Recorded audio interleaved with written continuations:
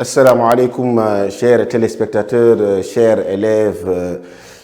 C'est Seydou, professeur au lycée de Garçon 2, bien sûr dans le cadre de la télévision scolaire. Donc aujourd'hui, je vais vous présenter un cours de la chimie organique qui va un tout petit peu, on peut dire, résumer la chimie organique.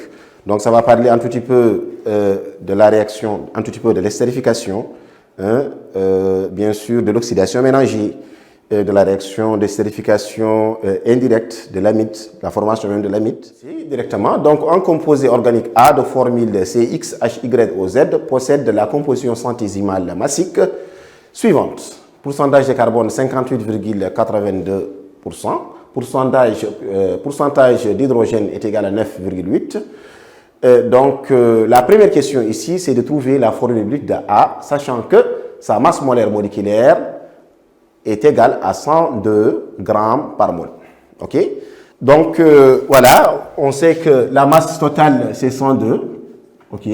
Maintenant, 102 correspond bien sûr à 100%. OK? C'est 100%. 100%.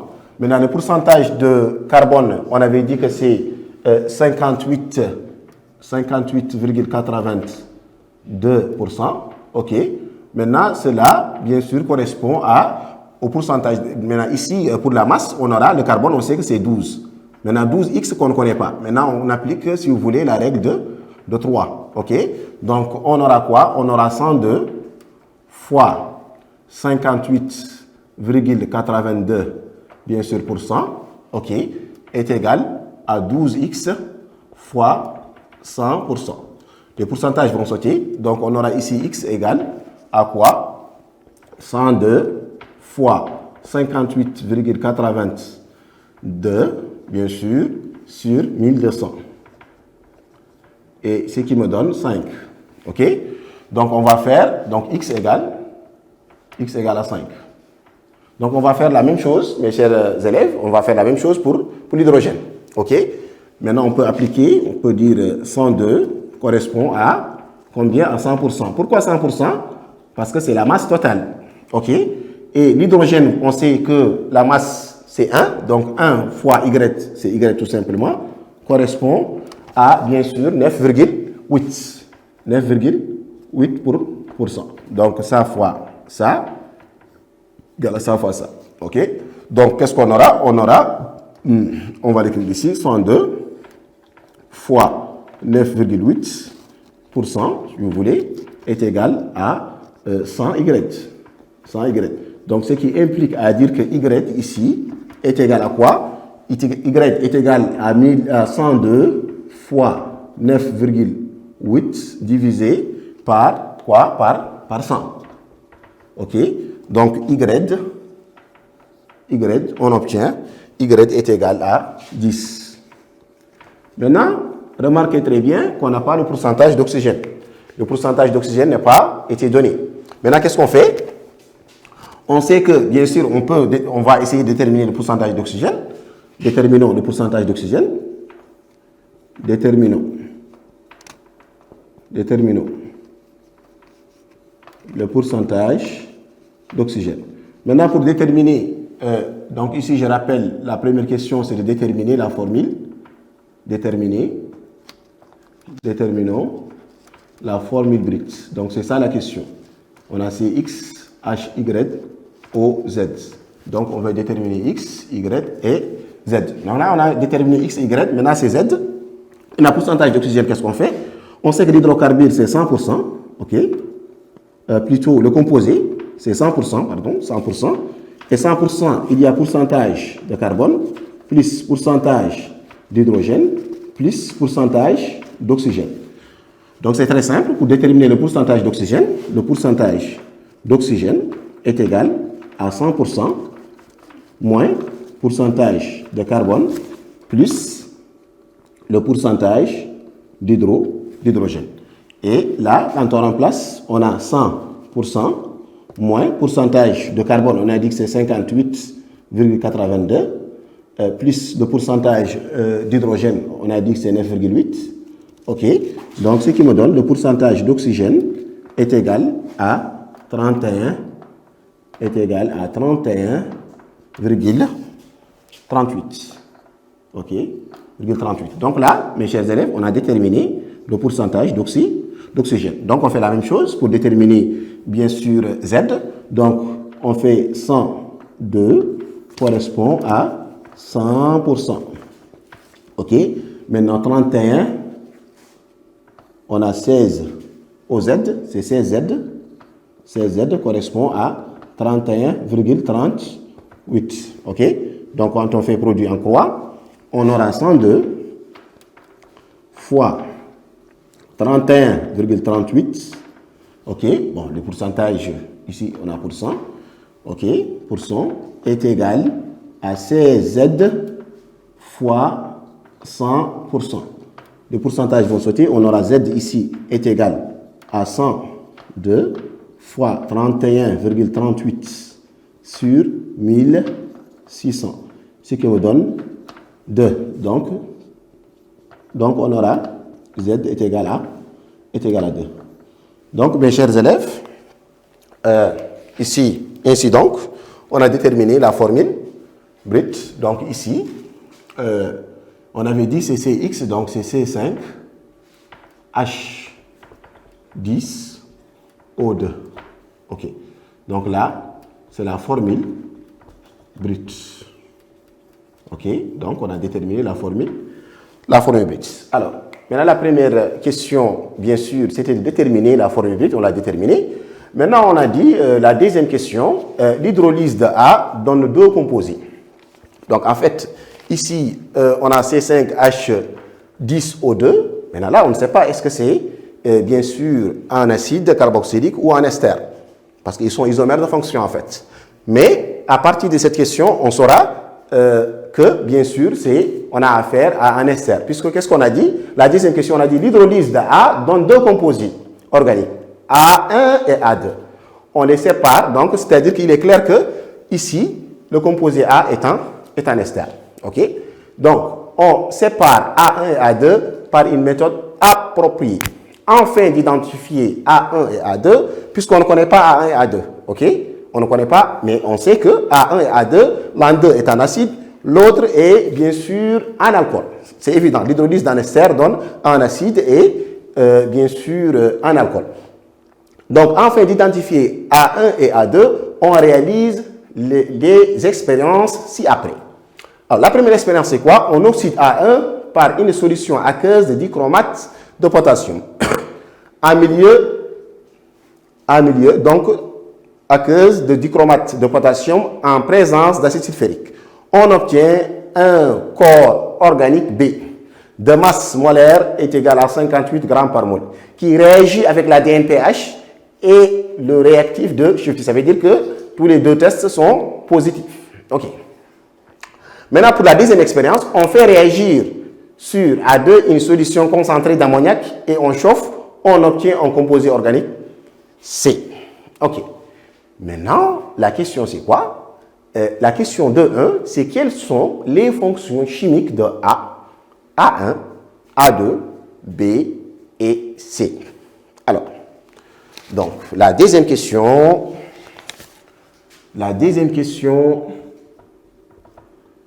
alors les fonctions chimiques de A, A1, A2, B et C. OK?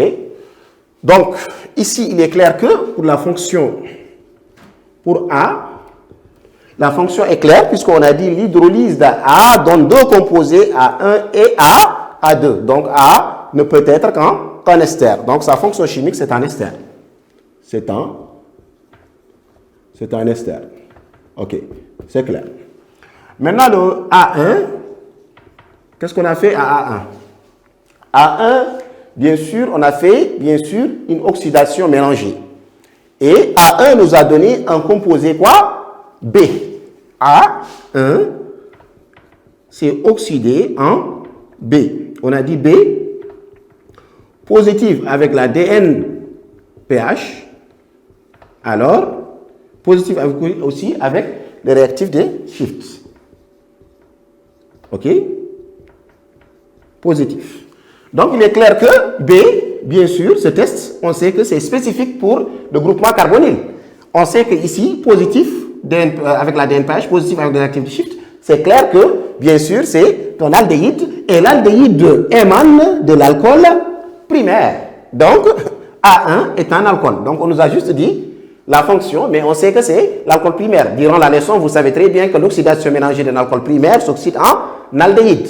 OK. Comment on a su que c'est l'aldéhyde? C'est grâce à ces deux tests. Ici, positif, positif. Donc, B est un aldéhyde. Et l'aldéhyde, bien sûr, provient de l'alcool primaire. Donc, A1, c'est un alcool. Bon. On ne va pas beaucoup pousser, mais on sait quand même que c'est un alcool primaire, ok? Alors, après, bien sûr, on va pousser ça. Maintenant, A2, c'est clair, A2, pour A2 c'est clair, hein? Pour A2, c'est un acide carboxylique, c'est clair, ok? Puisque l'hydrolyse d'A donne le composé A1 et A2. Puisque A1 est un alcool primaire, donc A2 ne peut être qu'un acide carboxylique. Donc, c'est un acide carboxylique. C'est un acide carboxylique. OK, mes chers élèves, suivez avec moi. Donc, B, c'est clair, on a dit que c'est un aldéhyde. C'est un aldéhyde. Pourquoi? Puisqu'il est positif avec la DNPH, positif avec les réactifs de shift. Donc, c'est clair. Maintenant, pour le composé C, là, attention. Pour connaître le composé C, qu'est-ce qu'on a fait?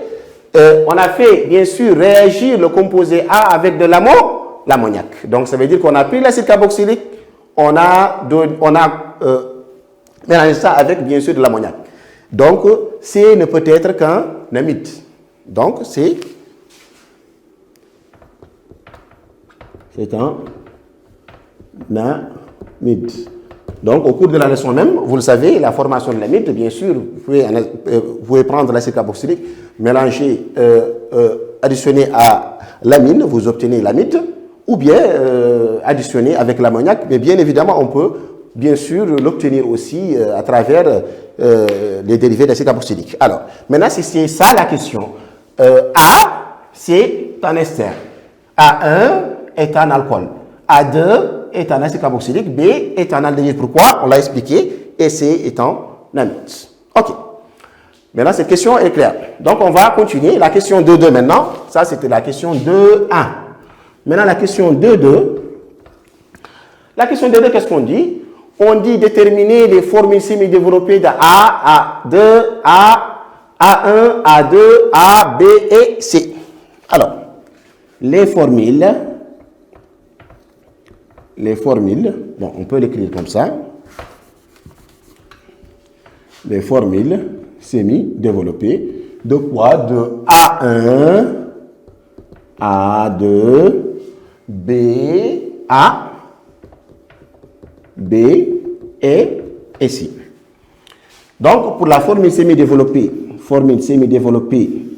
de A1, et A1 c'est quoi? A1 c'est quoi? A1, on avait dit que c'est un alcool. Alors, maintenant, le problème en est que pour connaître la formule semi-développée, il faut connaître la formule brute. OK? Alors, là, on a une information qui nous aide bien sûr à déterminer la formule semi-développée, la formule brute. OK, qu'est-ce qu'on a dit? On a dit que A1 s'oxyde en B. OK? Et B est un aldéhyde. Donc, formule, bien sûr, brute est égale à 58. Donc, il faut au préalable déterminer la formule brute de B et là, automatiquement, on peut déduire la formule brute de A1, ensuite la formule semi-développée. OK.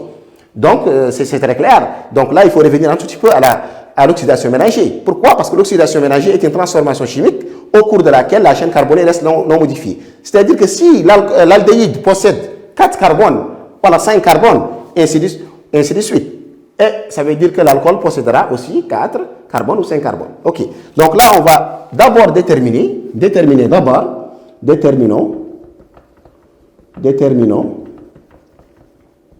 Déterminons la formule brute de B d'abord. Alors, pour la formule brute de B, c'est un aldéhyde. Sa formule, bien sûr, brute, c'est NH2, H2NO2. OK. Et ceci est égal à 58. OK. Donc, on aura quoi? On aura 14 N est égal à, bien sûr, 58 moins 16. OK. Donc, qu'est-ce que j'ai fait? C'est très simple. Le carbone, c'est 12. OK. 12 fois N, c'est 12N. Hydrogène, c'est 1. Ça fait 12N plus 2N, ça fait 14N. Et là, oxygène, c'est 16. Donc, 16, je le transpose là-bas. OK. Donc, ce qui implique à dire que ici, N est égal à 58, excusez-moi, et 58 moins 16 sur 4. Et ce qui me donne est égal à, bien sûr, 3. OK. Donc, la formule brute me permettra de déterminer la formule brute aussi de A1. Donc, formule brute, c'est C3, H quoi? H6, O. Donc là, c'est la formule brute. Donc ici, bien sûr, on a déterminé la formule brute de B, bien sûr, hein, la formule brute de B. Donc là, on va revenir un tout petit peu aux leçons, puisqu'on a dit l'oxydation D comme que c'est un aldéhyde. Donc le nombre de carbone que possède, bien sûr, B, on aura le même nombre de carbone en A1, bien évidemment, puisque, comme je vous l'ai dit, l'oxydation ménagère est une transformation chimique au cours de laquelle la chaîne carbonée reste non modifiée. C'est-à-dire qu'ici, la chaîne carbonée, on a 3, donc c'est-à-dire qu'automatiquement, pour l'alcool, on aura 3.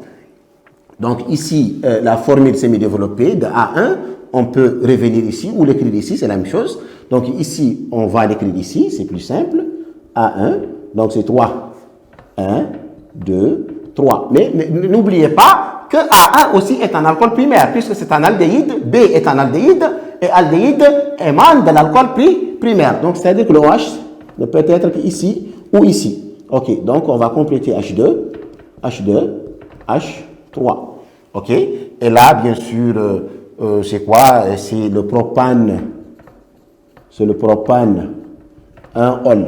OK, donc c'est le propane 1-ol. Donc, on a déterminé la formule semi-développée de A1. Maintenant, la formule semi-développée de A2.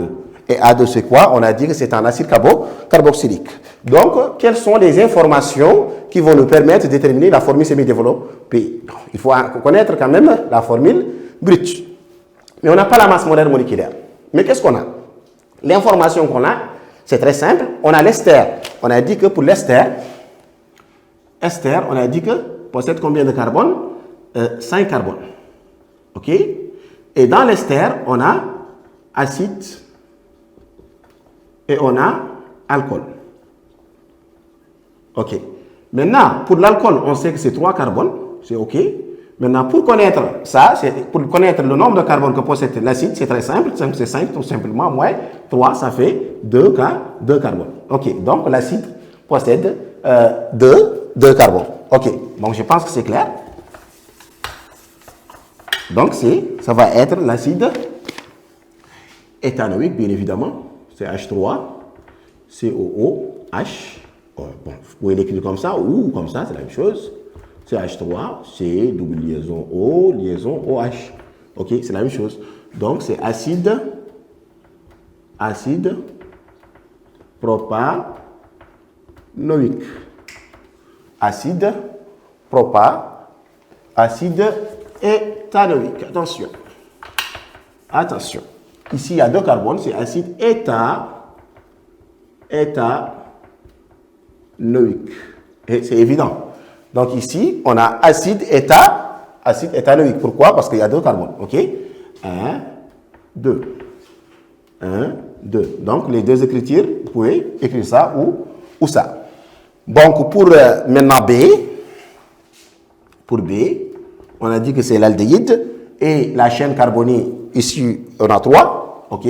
Donc, l'aldéhyde, on a CH3, CH2, C double liaison H, ou bien, on peut écrire ça comme ça aussi, CH3, CH2, CHO. C'est pas COH, attention, COH c'est l'alcool. OK? Donc ici, on a bien sûr 1, 2, 3, c'est le propanal. Ok? On a 3 carbones, propanal. Alors, bien sûr, pour le A, alors A, c'est l'ester. Attention, A, c'est l'ester. Et bien sûr, la formation de l'ester, bien sûr, vous connaissez l'ester, c'est R, c'est double liaison O, R'. Donc là, cette partie, c'est l'acide alcanoate d'alkyle. Ok. Maintenant, ici, cette partie, on sait que c'est 2 carbones. Et là, on sait bien sûr cette partie alcool, mais on connaît la partie alkyle, bien sûr. Mais là, on connaît que ça émane de l'alcool. Et là, bien sûr, on sait que c'est 3 carbones. Et on sait que aussi l'alcool est primaire. Ok.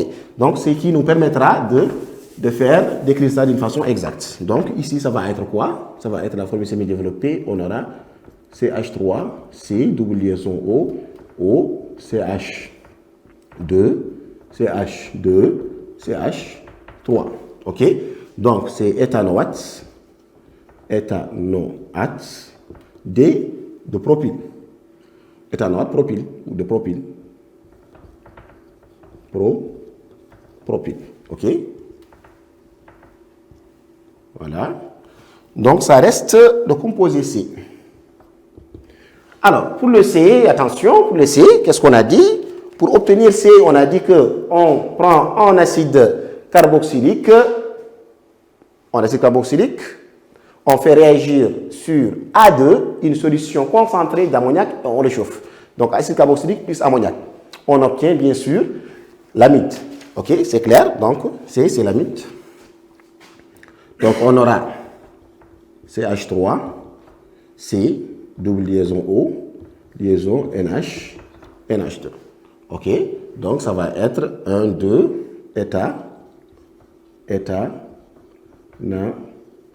namide. Ok. Donc, mes chers élèves, chers téléspectateurs, voici la question 2.2, ok, la formule semi-développée. Donc, la question 2.3, on vous dit écrire les équations des 3 réactions précédentes et nommer les produits formés. Alors, quelles sont les 3 réactions qu'on a dit? Les 3 réactions. Alors, la première, ici, bien sûr, on oxyde A1 par une solution, bien sûr, aqueuse de dichromate de potassium en présence d'acide sulfurique. OK? On obtient un corps organique B. OK? Donc, ici, c'est la première. OK? Bon. Là, bien sûr, les expériences commencent par là, mais on a bien évidemment la réaction d'hydrolyse. OK? La réaction d'hydrolyse d'A donne 2 composés, A1 et A2. Donc, oui, c'est la première réaction, la réaction d'hydrolyse. Donc, la question 2.3. Donc, la réaction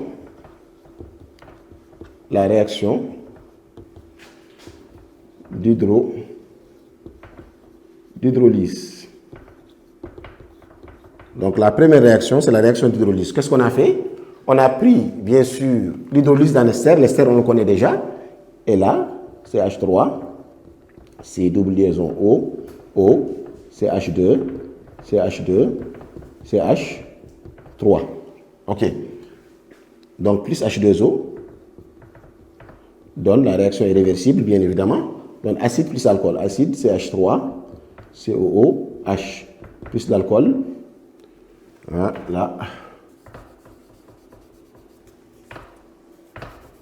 Voilà. Plus l'alcool. CHOH, CH2, CH3. Donc, ça, c'est la première réaction. Numéro 1. OK. Donc, numéro 1. Et le 2. On a, bien sûr, l'oxydation mélangée. L'oxydation mélangée, on oxyde A1 pour obtenir B. Donc, A1 pour obtenir B en milieu. Donc, pour l'obtenir d'ailleurs, il faut A1. A1, on a dit que c'est l'alcool primaire. OK. L'alcool primaire, on a CH2OH, CH2, CH3. Il s'oxyde bien sûr en aldéhyde. CH3 3, CH2, CHO. OK? Maintenant, là, qu'est-ce qu'on remarque? On remarque ici le nombre de carbone, on n'en parle pas, puisqu'on a le même nombre de carbone, c'est une oxydation ménagée. Mais par contre, ici, on a 3, plus 2, ça fait 5. 5 plus 2, ça fait 7, plus 1, ça fait 8. Mais là, on a 3, OK, plus 2, ça fait 5, plus 1, ça fait 6. Donc, il y a un manque d'hydrogène ici. Donc, on ajoute ici plus 2H, 2H+, plus 2 électrons de moins, que ça soit équilibré. Mais attention, qu'est-ce qu'on a dit? On a dit on oxyde avec ça, avec le dichromate de potassium. Donc, Cr, dichromate de potassium, c'est Cr, 2, O7, 2-, ça s'oxyde. Donc, Cr3, 3+. OK? Donc, on a Cr2, on multiplie par 2 là. OK? On a O7, là, on n'a pas O. Donc, on ajoute H2O plus H2O. Mais comme ici, on a O7, on multiplie par 7. OK? Donc, là, c'est OK. Mais ici, on a 7 fois 2, 14. Là, on n'a pas d'hydrogène. Donc, qu'est-ce qu'on fait? On fait plus 14H+. OK? Donc 14H+, pour que on a maintenant les électrons, on va les équilibrer. Donc 14H+, moins donc 2, ça fait 12. 2 fois 3, 6. 12 moins 6, ça fait 6 électrons. Donc je répète, 14 moins 2, ça fait 12. 2 fois 3, 6. 12 moins 6, ça fait 6 électrons. OK? Donc là, c'est équilibré. Bon, c'est les demi-équations toujours. Mais là, qu'est-ce que je dois faire pour que ça soit point de vue électronique? Donc, je dois multiplier, bien sûr, là, on a 6, là, on a 2. On doit multiplier ici par 6 et là par 2. Maintenant, on est des mathématiciens. Là, 6 divisé par 2, donc on peut multiplier en haut par 3 et en bas par 2. Par 1, pardon. Là, par 3 et là, par 1. Donc, on va refaire l'équation, si vous voulez, en multipliant, bien sûr, en multipliant 3 en facteur de CH2, OH, CH2, CH3. OK? S'oxyde en 3, CH3, CH2, CHO, multiplié par 3, c'est 6. 6H+. Attention, les électrons sont partis. Donc ici, on reprend la même équation, Cr2O7, 2-, plus 14H+. Donc, s'oxyde en quoi? Donc, 2Cr3+, plus 7H2O. Maintenant, on va voir l'équation bilan. OK, c'est ça, plus ça. OK, donc on aura quoi? On aura, du côté réactif, on aura 3 en facteur de l'alcool. Donc, CH2OH, CH2, CH3. Plus Cr2O7, 2-. OK. Maintenant, pour l'hydrogène, attention, pour l'hydrogène, on a ici 14. Là, on a 6. OK. Donc, 14 moins 6, ça fait 8. Plus 8, H+. OK. Pour là, c'est OK. Donc, donne quoi? Donne 3, CH3, CH2, CHO. OK. Plus 2, CR2+, CR, pardon. Donc 2, attention, on aura ici 2 CR3+, OK, et plus 7H2, H2O. Donc voilà, la deuxième équation, elle est là. Donc la deuxième, elle est là. Et maintenant, on va voir la troisième, c'est la réaction entre, bien sûr, l'acide carboxylique et l'ammoniac. Donc l'acide carboxylique, on a ici la troisième. L'acide carboxylique, c'est H3, COOH, plus NH3, donne ici, donne CH3, C, double liaison O, NH, 2 plus H2O. OK? Parce que l'hydrogène va s'associer à la OH, donc pour former, bien sûr, H2O.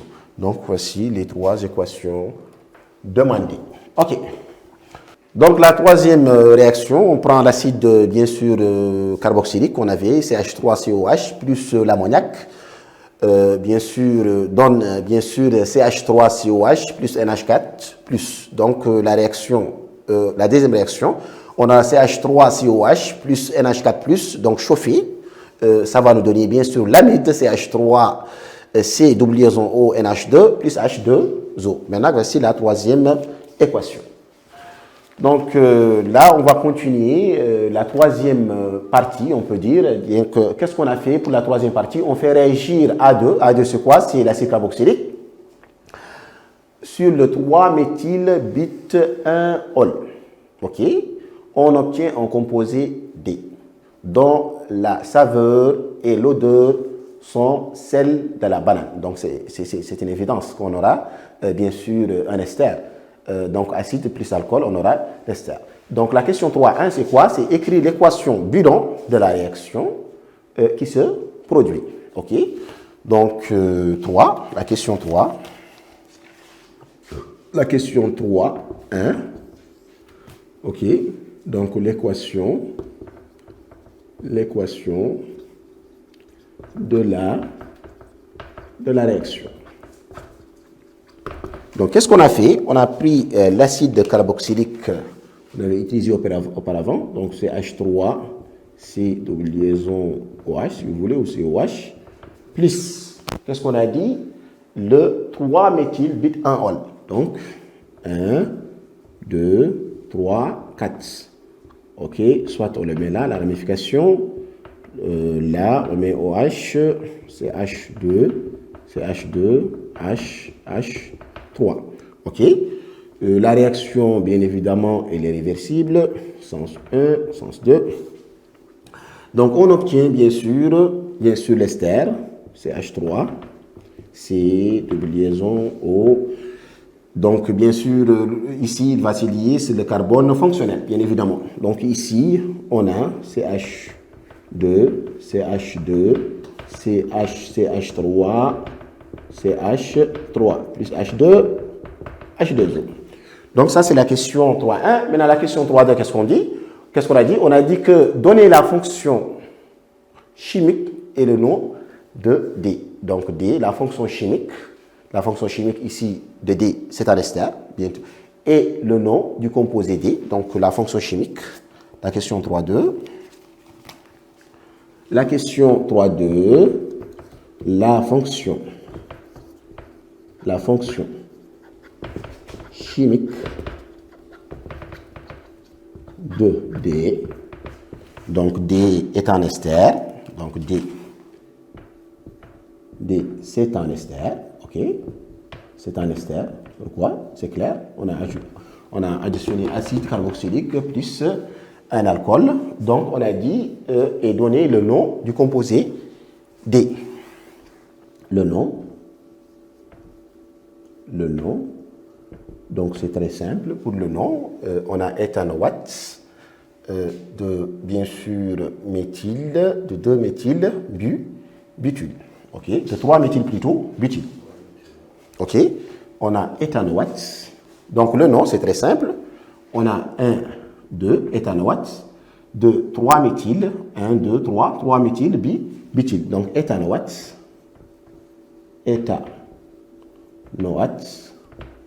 de 3-méthyle, 3-méthyle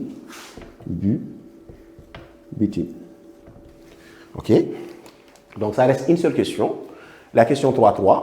La question 3.3, qu'est-ce qu'on dit? On a dit que sur le plan industriel, bon, d'ailleurs, ça reste une autre question. Sur le plan industriel, cette réaction présenterait deux inconvénients, lesquels? Donc, qu'est-ce qu'on a dit? Que la réaction d'estérification est une réaction lente, limitée, athermique. Mais le fait que la réaction soit lente, bien ça fait partie des inconvénients. Et la réaction, elle est réversible. Donc, les deux inconvénients, la question 3.3, ok, les deux inconvénients, que la réaction soit lente une réaction lente et limitée. La réaction, elle est limitée ou réversible, ok. Donc, ce sont les deux inconvénients. Donc, voilà, on passe à la dernière partie. Donc, afin d'éviter les inconvénients, il est possible de synthétiser le composé D. Donc, le composé D, c'est quoi? C'est l'ester, ok? En remplaçant l'un des réactifs par un dérivé chloré, plus efficace, bien évidemment. Donc, écrire la formule semi-développée de ces dérivés chlorés. Donc, bien évidemment, ici, c'est bien sûr le chlorure d'éthanoïl, c'est clair, ok? Donc, ici, on a bien sûr le chlorure d'éthanoïl. Donc, on a dit, bien sûr, d'écrire la formule semi-développée. Ok, donc voilà, c'est elle. Donc, bien évidemment, comment on l'obtient? L'acide, soit plus pentachlorure de phosphore, ça donne le chlorure d'acide, plus POCl3, plus bien sûr HCl. Ok, ou bien sûr, vous pouvez utiliser le chlorure d'éthanoïl, CH3COH, plus SOCl2, donne CH3C, double liaison O, liaison Cl, plus SO2, plus HCl. Donc, vous avez bien sûr le choix d'utiliser, bien sûr, mais ça, bien évidemment, ce n'est pas demandé. Mais au préalable, pour obtenir ça, bien évidemment, il faut faire la réaction pour l'obtenir. Donc, ici, la dérivée chlorée, elle est là. Donc, c'est le chlorure d'éthanoïl. Donc, formule semi-développée de ces dérivés. Donc, là, d'ailleurs, le nom n'est même pas demandé. C'est le chlorure d'éthanoïl. Donc, ici, la question 3.2, ça, c'est 3.1. Et la question 3.2a, là, c'est, je pense, c'est demandé. Écrire l'équation bilan de cette réaction. OK? Mais c'est quelle réaction? Attention, qu'est-ce qu'on a dit? Afin d'éviter ces inconvénients, il est possible de synthétiser le composé D en remplaçant l'un des réactifs par un dérivé chloré plus efficace. Donc, je pense qu'ici, on a bien sûr l'acide, bien sûr le chlorure d'acide. OK? Donc, ici, pour l'équation, écrit l'équation de la réaction. Donc, l'équation de réaction. L'équation de la réaction. Donc, je ne sais pas si vous vous rappelez, qu'est-ce qu'on avait fait? On avait pris l'acide carboxylique, pardon, on avait mélangé l'acide carboxylique avec le 3-méthylbutanoïque. Donc, ici, ce n'est plus l'acide éthanoïque, mais le chlorure d'éthanoïl qu'on va utiliser. Donc, ici, on aura CH3, C double liaison Cl, plus CH2, OH, CH2, CH, CH3, CH3. Alors là, attention, la réaction est totale. OK? La réaction est totale. Donc, on aura CH3, C double liaison, la O, CH2, CH2, CHO. On aura ici la ramification CH3, la plus HCl. Donc, bien évidemment, les caractéristiques que vous avez, ce n'est pas demandé, la réaction, elle est rapide, totale, exothermique. Donc, d'ailleurs, raison pour laquelle on a remplacé l'acide carboxylique pour enfin d'avoir un meilleur rendement, bien sûr, et la réaction ici, elle est totale. Donc, chers téléspectateurs, c'était Cicédo. Donc, je vous ai aujourd'hui présenté un tout petit peu un exercice qui a un tout petit peu résumé la chimie organique. En premièrement, on a parlé bien sûr de la réaction d'hydrolyse, l'oxydation mélangée, on a parlé de comment on obtient bien sûr l'amide. Donc, au salam.